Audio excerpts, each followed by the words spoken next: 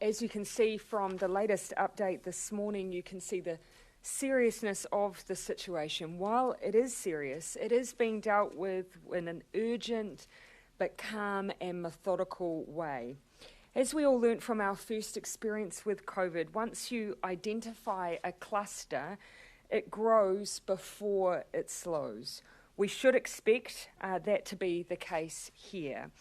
The fact that we are in level 3 in Auckland is giving us a helping hand. It means that when we are contacting people, they of course are already observing restrictions that limit the spread of the virus. You will have heard from the update that there is more information we need to find, such as the source, or what we generally refer to in a cluster as the index case. We've managed to contain clusters before without identifying the source, but knowing where it has started does give us that extra confidence that we have reached everyone we need to in order to stop transmission. So here is what we ask you to do on an ongoing basis and until, of course, the updates that we continue to share. If you live in Auckland, work from home if you can. If you go out, of course, it's for essential items, food, exercise, getting a test if you're unwell. Whenever you leave your home, we encourage you to wear a face covering, and it's great to see so many people are observing that advice. There are now 15 special purpose COVID clinics, and I do want to again re-emphasise what Dr. Bloomfield has said. We have seen congestion at those clinics, and I acknowledge people are trying to do the right thing but are getting frustrated by the waits. You can go to your local GP. We do ask if you're symptomatic to call ahead so they can prepare for you, but you can be tested there for free as well. If you are well though, if you are in good health, and you have not been asked for any reason to get a test, we ask that you just stay put. It helps us to prioritise the testing.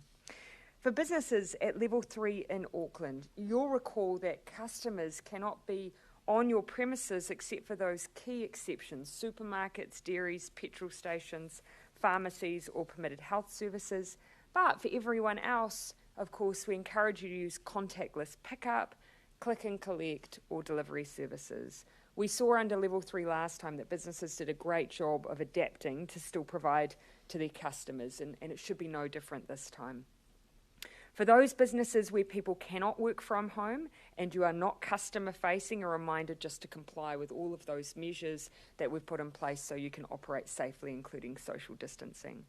Now, I know this disruption to businesses is putting extraordinary pressure on you, but the best long-term economic response is for us to get this immediate response right. For businesses across the country, a reminder that all must put up in place a QR code for use with the New Zealand COVID Tracer app at each entryway so people can track their movements. You must put up your poster before the 19th of August to avoid penalties. Many of you have, and I really thank you for doing that. An update on checkpoints. There are 10 checkpoints operating. Police have provided maps and details of the locations on their website and social media pages. I'm told by 7 a.m. roughly 17,000 vehicles had been stopped. Mostly those vehicles were travelling for the right reasons. 312 by 7 a.m. had been turned back. Police are reporting that there have been attempts made by people to travel to their holiday homes. Again, I just reinforce, if your residence is in Auckland, we are asking you to stay put. Finally, I acknowledge the anxiety of some New Zealanders as we are moving at pace to stamp out COVID in our community and protect the health of all New Zealanders. But the pace and the speed should also act as an extra layer of reassurance. Within 6 hours of this case, and notification amongst health officials, we were informing people of the need to move alert levels, and in less than 24 hours, Auckland was at level 3. In Hong Kong, Vietnam, and Victoria, which are all managing the re-emergence of COVID, they in some cases waited 3 to 4 weeks before implementing restrictions similar to ours. Going hard and early is still the best course of action, and we all have a part to play in that.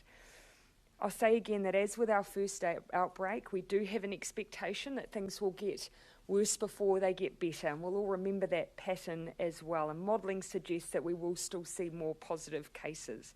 Again, though, at this stage, heartening to see them in one cluster, which I think is a take-home from this morning.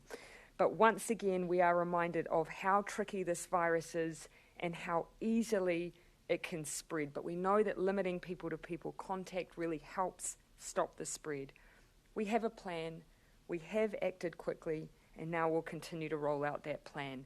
If you have any questions that have not been answered here today, please visit the Covid-19 website. Healthline staff have been increased by an extra 180 people, but they are there to help with immediate needs and health needs in particular. As for future updates, there will be a 1 p.m. briefing again tomorrow.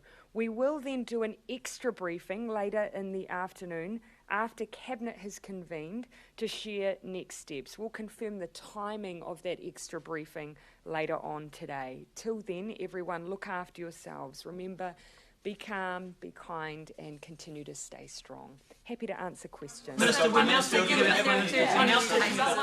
talking about visits in Auckland, Rotorua, Taupo, and somewhere in the Waikato.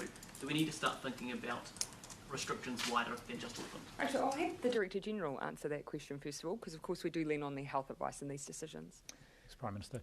At this stage we don't think so, because what we are finding is that the source of this outbreak, and where all our confirmed cases are in Auckland, we are of course doing the follow-up of those visits where they occurred around the country. The most recent information today was the visit to the aged residential care facility in the Waikato, and also the trip to Taupo as part of that Rotorua trip. What I would just say is that our experience earlier in the year was that the vast majority, over 95% of cases, occur in workplaces and in households, not through casual visits to places. So that's a very important part of our assessment, and of course we dig deeply to find out exactly what it is people did to identify if there were any close contacts. But at this point in time, it seems very clear the locus of the outbreak is in Auckland.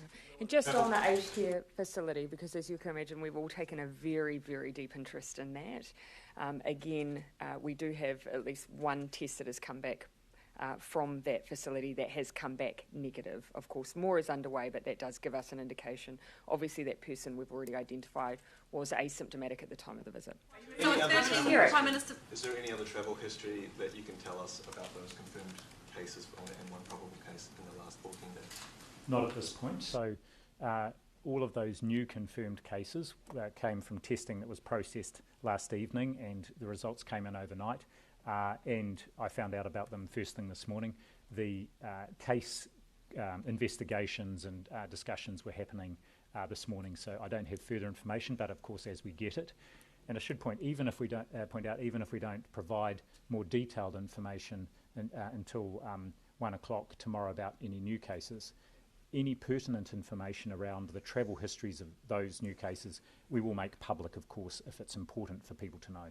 Prime Minister, thank you. With 13 new cases of community cases, it seems inevitable now, doesn't it, that you'll need to extend the lockdown restrictions in Auckland? Why not just do that now? You'll remember that last time we did make sure that we had the latest information available to us before we made any decisions. What I'll want to make sure is that when we make that decision, we're able to make an assessment based on, for instance, whether or not we still have cases within a cluster.